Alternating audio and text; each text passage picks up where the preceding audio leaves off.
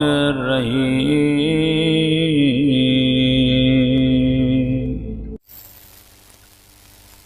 مومن کہنے لگا مولانا ہمارے والد کو نصیحت کریے. میں نے کہا کیسی نصیحت کا؟ ان کو شوگر ہے اور بولتے ہیں بابا میٹھا نہ کھائیے. کہتے ہیں یہ پورا سال رمضان اور محرم کا انتظار کرتے ہیں. میں نے کہا کیوں؟ کہا گھر میں میٹھا نظر آتا ہے، نیاز آتی ہے، ہاں کہیں سے زردہ آ جاتا ہے، کہیں سے حلوہ آ جاتا ہے. اب یہ کھانا شروع کر دیتے ہیں. شوگر کے مریض ہیں اور ہم منع کرتے ہیں کہ بابا نہ کھائیے آپ کو شوگر ہے. فوراً کہتے ہیں تم نیاز کے دشمن ہو.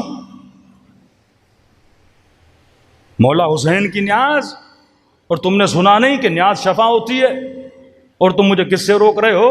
نیاز سے روک رہے ہو. اب مجھے کہہ رہے مولانا آپ سمجھائیے. میں نے کہا میں سمجھا دوں کل بولیں گے مولوی مقصر ہے. یہ نیاز کا دشمن پہلے سے ہی بولتے تھے ہم. اب یہ کہہ رہا نیاز نہیں کھاؤ بیمار ہو جاؤ گے، نیاز میں شفا ہے. تو میں نے کہا دیکھو تمہارا نفس کتنا بدبخت ہے، وہ تیرا پیٹ بھی بھر رہا ہے تو نیاز کے نام سے. میں نے کہا اے مومن کس نے کہا نیاز شفا نہیں ہے؟ مولا کی نیاز شفا ہوتی ہے، وہ میٹھی ہو یا نمکین ہو. لیکن یہ بتا امام حسین نے تجھے یہ کب کہا تو پیارا پورا پیالہ کھائے گا تو شفا ملے گی؟ تو نیاز کی نیت سے نہیں کھا رہا، تو نفس کو راضی کرنے کے لیے کھا رہا ہے.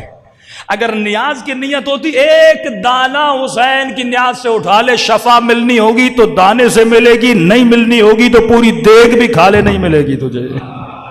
ہاں لیکن کیوں کہ فطور انسان میں نفس داخل ہو جاتا ہے، وہ نام حسین پہ شکم کو راضی کر رہا ہوتا ہے. اکثر لوگ رمضان میں کیوں مرتے ہیں؟ یہ ریسرچ ہے ڈاکٹرز کی کہ رمضان میں اکثر اموات ہوتی ہیں. جو مہینہ رحمتوں کا مہینہ، برکتوں کا مہینہ، جس میں بندہ روزے رکھے، کیونکہ ہم اگینسٹ فلسفی جو اللہ نے بنائی ہے انسان کی تربیت، اس کے اگینسٹ جاتے ہیں. پورا دن اللہ تربیت دیتا ہے کہ اپنے وجود پہ کنٹرول کرو، اور جب افطاری کا وقت آتا ہے سفروں پہ ٹوٹ پڑتے ہیں. کئی لوگ 40 پہ جاتے ہیں اسی خواہش میں، کھانا وہاں بہت ملتا ہے.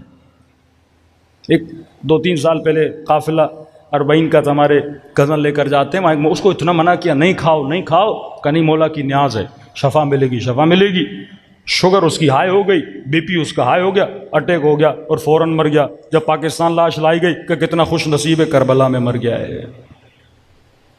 امام حسین کیا ہمیں مارنا چاہتے ہیں؟ پھر طول عمر کی دعائیں کیوں کرتے ہو؟ اے خدا مجھے طول عمر دے.